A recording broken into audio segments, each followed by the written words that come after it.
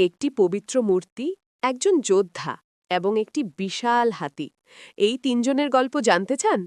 Hello বন্ধুরা, আজকে আমি তোমাদের একটি অসাধারণ সিনেমার গল্প শুরু করছি।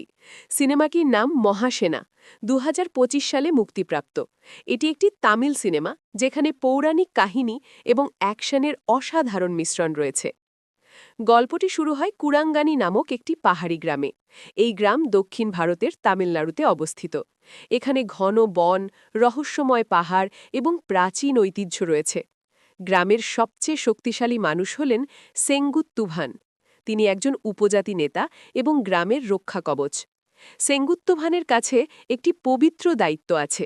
সে জাইশ্বরান নামক একটি প্রাচীন দেবতার মূর্তি রক্ষা করে। এই মূর্তি গ্রামের আস্থা, গ্রামের ইতিহাস এবং গ্রামের ভবিষ্যতের প্রতীক। স্থানীয়রা বিশ্বাস করেন যে এই দেবতা তাদের রক্ষা করেন। সেঙ্গুত্তুভানের সাথে আছে সেনা, একটি বিশাল হাতি। সেনা কেবল একটি প্রাণী নয়, এটি সেঙ্গুত্তুভানের সবচেয়ে কাছের বন্ধু, তার সহযোদ্ধা। বছরের পর বছর তারা একসাথে গ্রাম রক্ষা করেছেন। কিন্তু এই শান্তিপূর্ণ গ্রামের ওপর কাল নেমে আসতে শুরু করে। দূরের শহর থেকে দুর্নীতিগ্রস্ত বন কর্মকর্তা প্রতাপ আসেন। তার চোখে লোভ, তার হাতে ক্ষমতা। সে জানে কুরাঙ্গানির পবিত্র মূর্তির কথা।